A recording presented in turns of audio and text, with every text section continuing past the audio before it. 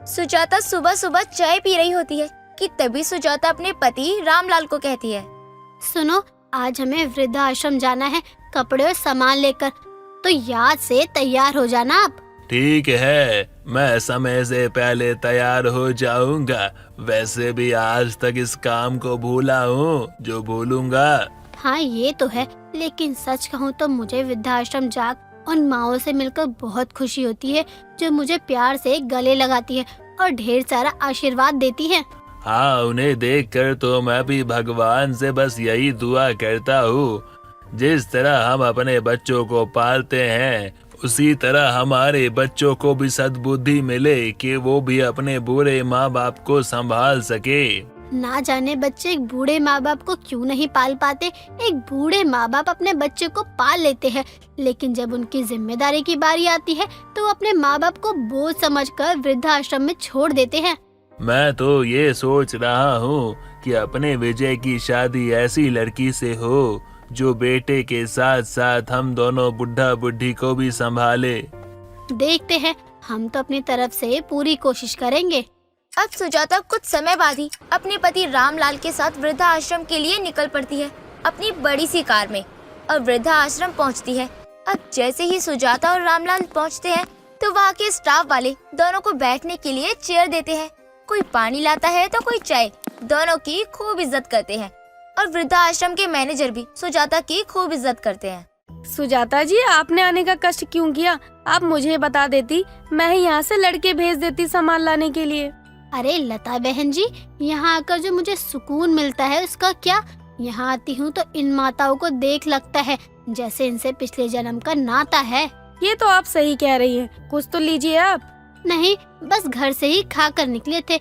वैसे आप सामान उतरवा लीजिए, कपड़े, खाने पीने की जरूरतों का सामान और ये कुछ पैसे 50,000 है। आप दोनों के लिए इन माओं की दुआ है। आप लोग कितना करती हैं इनके लिए।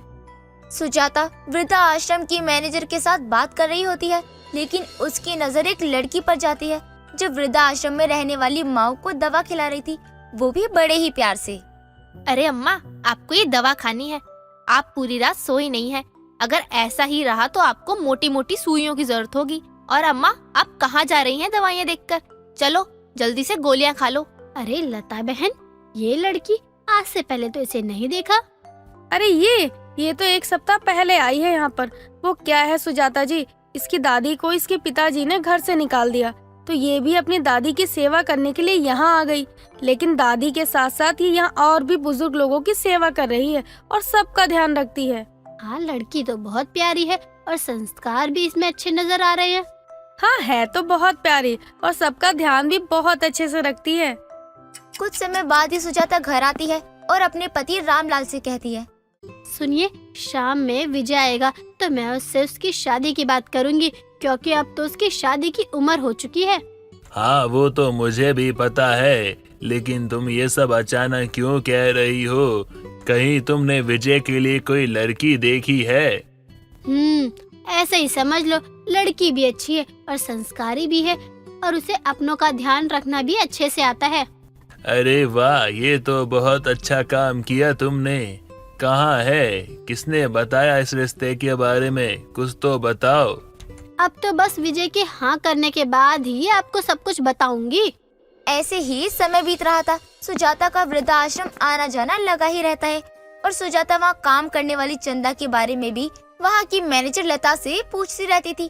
इधर सुजाता के बेटे ने भी शादी के लिए हाँ कर दी थी और बस फिर क्या था, सुजाता एक रोज वृद्धाश्रम पहुँचती है।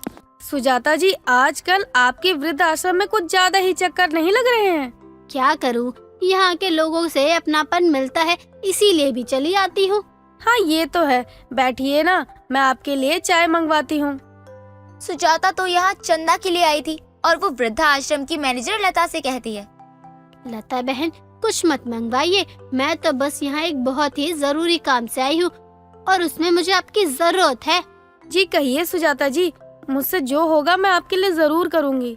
हाँ जी, आपको ही ये काम करना है। वो क्या है ना, आप तो जानती है कि मेरे बेटे विजय की अब शादी की उम्र हो चुकी है और मैं चाहती हूँ कि मेरे घर एक ऐसी बहू आए जो मेरे बेटे के घर के साथ साथ हम दोनों बूढ़े बुढ़िया का भी ध्यान अच्छे से रखे और इसीलिए मैंने आपके वृद्धाश्रम में काम करने वाली लड़की चंदा को अपनी बहू बनाने का फैसला लिया है।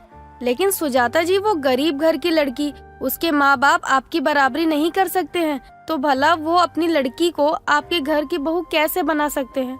मैंने ये नहीं कहा कि मेरे घर की बहू वही बनेगी जिसके माँ बाप मेरे स्टेटस से मैच करते हों। मुझे तो बस अपने बेटे के लिए एक बहुत ही संस्कारी लड़की चाहिए।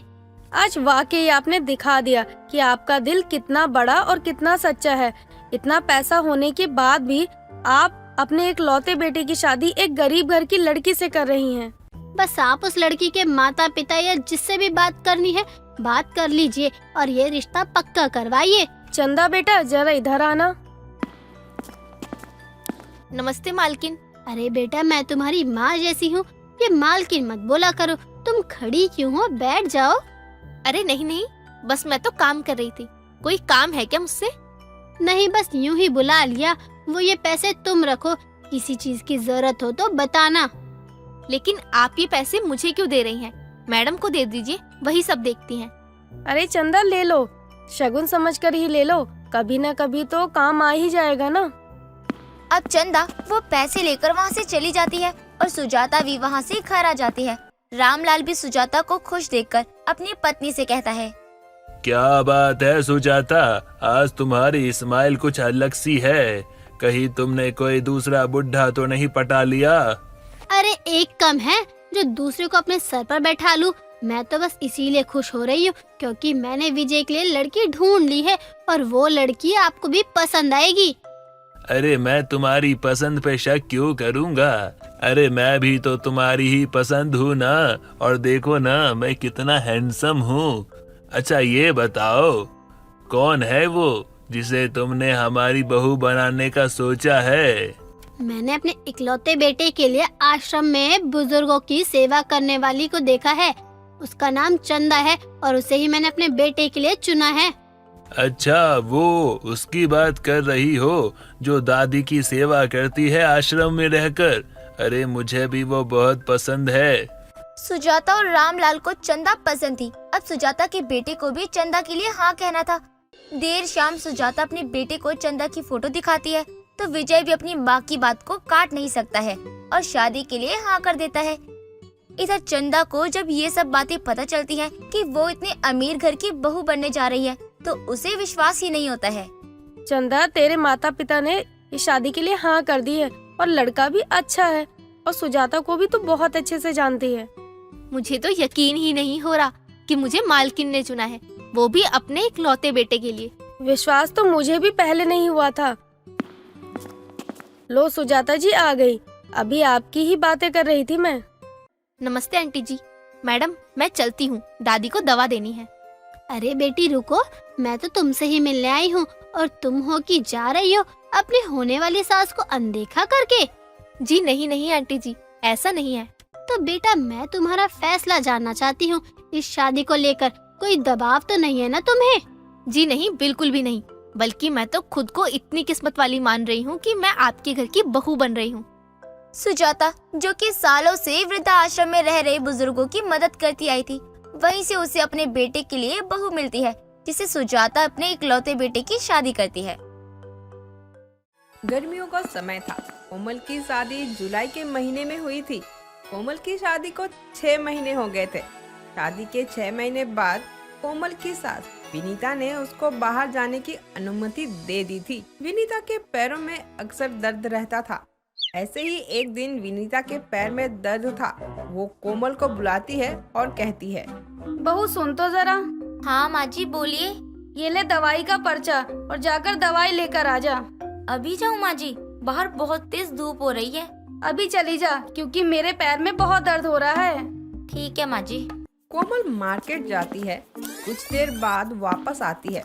घर आकर दवाई टेबल पर रखकर फ्रिज से ठंडे पानी की बोतल लेकर पीने लगती है। जब वो ठंडा पानी पीते कोमल को विनीता देख लेती है तो कहती है, अरे बहू थोड़ा आराम कर लेती, धूप से आते ही ठंडा पानी पी लिया। क्या करूँ माँ जी, इस महीने में धूप ऐसी ही होती है कि मुर्दे भी पानी मांग ले। तुझे पानी पीने के लिए मना किसने किया है? पी लेती, पर सब्र तो रखती। धूप से आते ही ठंडा पानी पिएगी तो बीमार पड़ जाएगी। बीमार पड़ने के चक्कर में पानी पीना छोड़ दूं क्या? आप भी बेवकूफों वाली बात कर रही हो। क्या बोली? कुछ नहीं माँ जी, मैं तो बस इतना कह रही थी कि ऐसा कुछ भी नहीं होता है। कोमल इतना बोलकर अपने कमरे में चली जाती है। कोमल बिना ठंडा पानी पिए रह ही नहीं सकती थी। वो हर मौसम में ठंडा पानी पीती थी। दिन गुजर रहे थे। एक दिन विनीता, कोमल को उसका देवर मुकेश, तीनों मुकेश के लिए लड़की देखने के लिए जाते हैं। वो लोग लड़की वालों के घर पहुंच जाते हैं। लड़की के घर वालों ने बहुत अच्छे से मेहमान नवाजी की थी, कोई भी कमी नहीं रखी। सबने खाना पीना खाया, लड़की देखी, सबको लड़की भी पसंद आ जाती है। मुकेश का रिश्ता भी तय हो जाता है। रिश्ते की सारी बातें हो गई थी। अब वो लोग निकलने वाले ही होते हैं कि तभी कोमल को प्यास लगती है और वो लड़की की माँ से कहती है, आंटी जी, अब तो रिश्ता तय हो गया है, आप मुझे ठंडा पानी पिला दो, मेरा मुंह मीठा करवा दो। हाँ हाँ जरूर, क्यों नहीं, अभी लेकर आई। मधु अंदर जाती है और एक ग्लास में ठंडा पानी भर कर लाती है और कोमल को देती है। कोमल पानी पीती है और बोलती है, आंटी जी, मैंने आपको ठंडा पानी लाने को बोला था, लेकिन आप तो नॉर्मल पानी लेकर आई हो।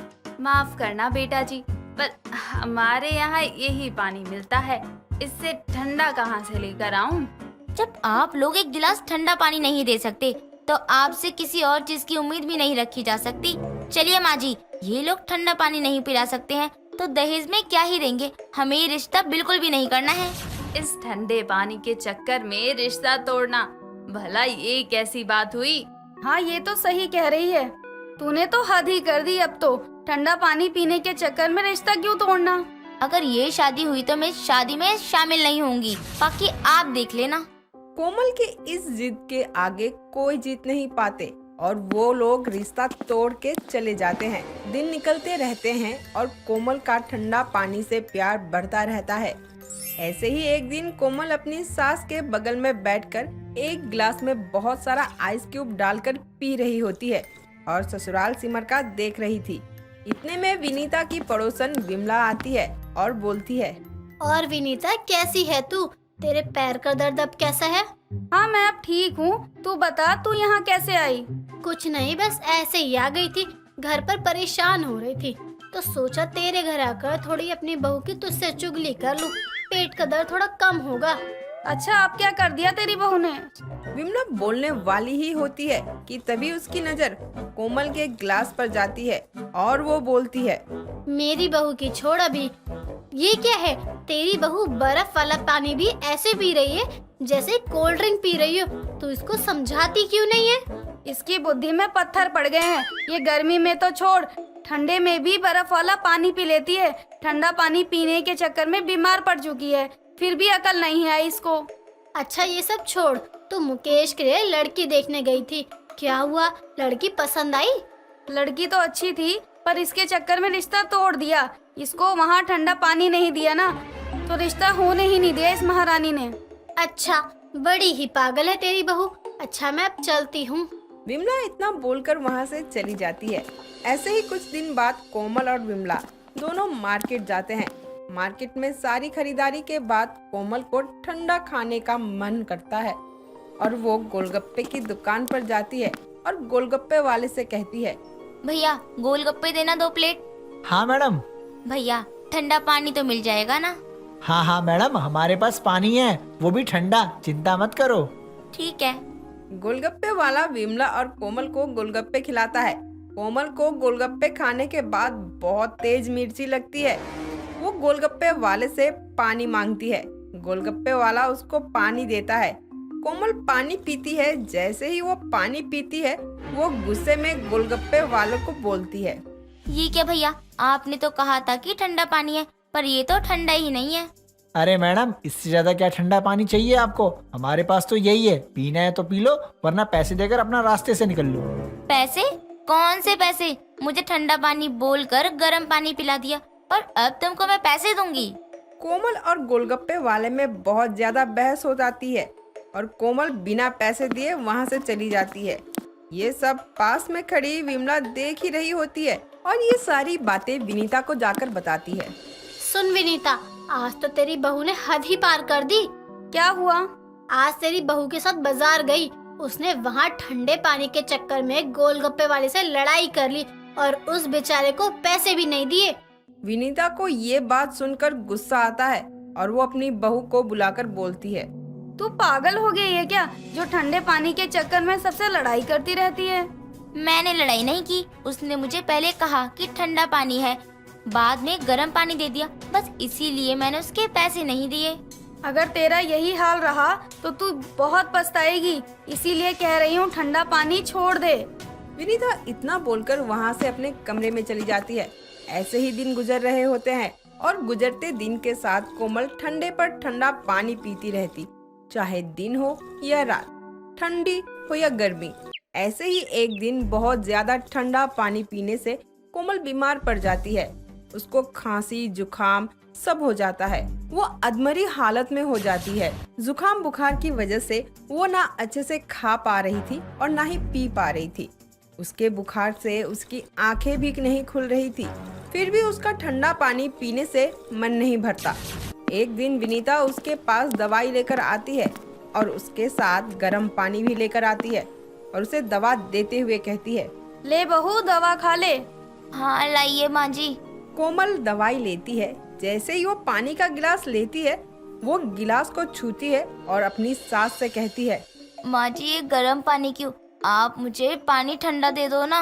अब तो सुधर जा तू, ठंडा पानी पीने के बाद ये हालत हो गई है, फिर भी महारानी को ठंडा पानी ही पीना है। अपने आप को देख जरा, क्या हालत हो गई है तेरी, बुखार उतरने का नाम नहीं ले रहा है और तुझे अभी भी ठंडा पानी ही पीना है। विनीता उसको सुनाती रहती है और वो चुपचाप सुनती रहती है और उसको एहसास होता है कि उसकी इस हालत का कारण वो खुद है।